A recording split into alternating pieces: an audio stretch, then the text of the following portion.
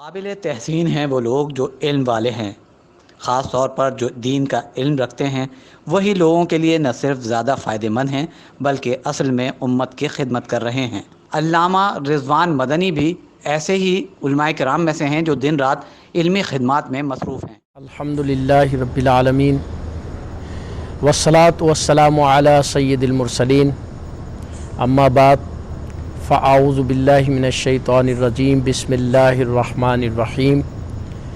شہر رمضان الذی انزل فیہ القرآن، صدق اللہ العظیم۔ الحمدللہ رمضان شریف کا مبارک مہینہ ہمارے درمیان جاری و ساری ہے۔ یہ بہت عظمت اور برکت والا مہینہ ہے۔ حضور نبی کریم صلی اللہ علیہ وسلم کے ارشاد کے مطابق اس کا پہلا عشرہ رحمت، دوسرا عشرہ مغفرت اور تیسرا عشرہ جہنم سے آزادی کا ہے۔ اللہ رب العزت نے قرآن پاک میں اس مہینے کے بارے میں ارشاد فرمایا کہ اس میں قرآن نازل کیا گیا، اور قرآن کیا ہے؟ وہ تمام عالم کے لیے ہدایت ہے۔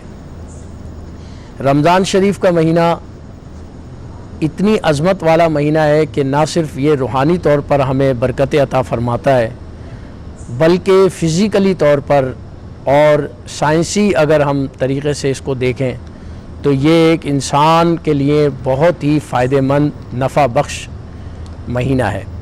رمضان کا روزہ رکھنا یہ الحمدللہ مسلمانوں کا خاصہ ہے، اور اس کا مقصد تقویٰ ہے۔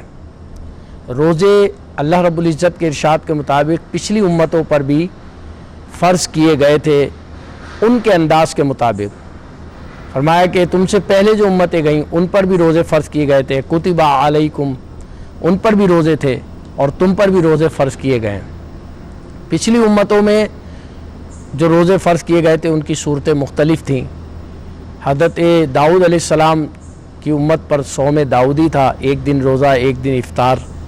اسی طرح کسی پر ایام 20 کے روزے تھے تو کسی کے لیے کچھ عدد تھے۔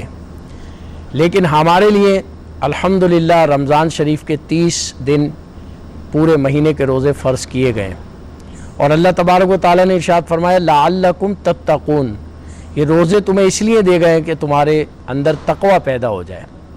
تقوی کیا ہے؟ اللہ کا ڈر، وہ ایمان کی قوت ہے جو ہر مسلمان کے لیے اس کا اثاثہ ہوتی ہے۔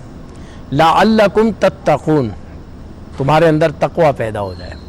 تو رمضان کی مثال ہم اس طرح لیتے ہیں کہ جیسے ایک فون جو ہوتا ہے، سیل فون ہوتا ہے، اس کو ہم چارج کرنا چاہتے ہیں تو ہم اس کو چارج کیسے کرتے ہیں؟ اس کو چارجر کے ساتھ لگا دیتے ہیں، وہ چارجر اس کی بیٹری کو فل کر دیتا ہے اگر وہ اس سے صحیح کنیکٹ ہو جائے۔ اسی طرح رمضان ہے، اس کے پچھلے جتنے بھی اب اس کے بعد جو 11 مہینے آئیں گے وہ رمضان سے ہمارے صحیح کنیکٹ ہونے پر ان کا نتیجہ آئے گا۔ حضرت مجدد الفسانی رحمۃ اللہ علیہ فرماتے ہیں کہ جس کا رمضان اچھا گزرا اور متحد گزرا، نیکیوں میں گزرا، اچھے اعمال کرتے ہوئے گزرا، اس کا اثر اس کے پورے سال پر پڑے گا اور اس کا پورا سال صحیح گزرے گا۔ اور اسی طرح فرماتے ہیں جس کا رمضان منتشر گزرا، متفرق گزرا اور صحیح طور پر نہیں گزرا، اس کا اثر اس کے پورے سال پر ہوگا۔ تو رمضان شریف جو ہے اس کی مثال ایسے ہی ہے جیسے ایک چارجر ایک فون کو چارج کر دیتا ہے اور پھر وہ فون دوبارہ جان پکڑ جاتا ہے، اس کی بیٹری دوبارہ چارج ہو جاتی ہے۔ اسی طرح رمضان ہمیں پورے سال کے لیے چارج کر دیتا ہے۔ تو اللہ تبارک و تعالیٰ سے دعا ہے کہ یہ رمضان کا مہینہ ہمیں اللہ نے عطا فرما دیا ہے، اس کے اندر ہم زیادہ سے زیادہ عبادت کریں، نیکیاں کریں۔ حدیث کے مطابق اس کے فرض کا ثواب 70 گنا اس مہینے میں بڑھا دیا جاتا ہے، اور نفل کا ثواب فرض کے برابر کر دیا جاتا ہے۔ تو ہمیں زیادہ سے زیادہ چاہیے کہ ہم نیکیاں کریں، تمام روزے رکھیں اس مہینے کے، اور زیادہ سے زیادہ ذکر و اذکار اور قرآن کی تلاوت کریں۔ اللہ تبارک و تعالی ہم سب کو عمل کی توفیق عطا فرمائے۔ وما علینا الا البلاغ المبین۔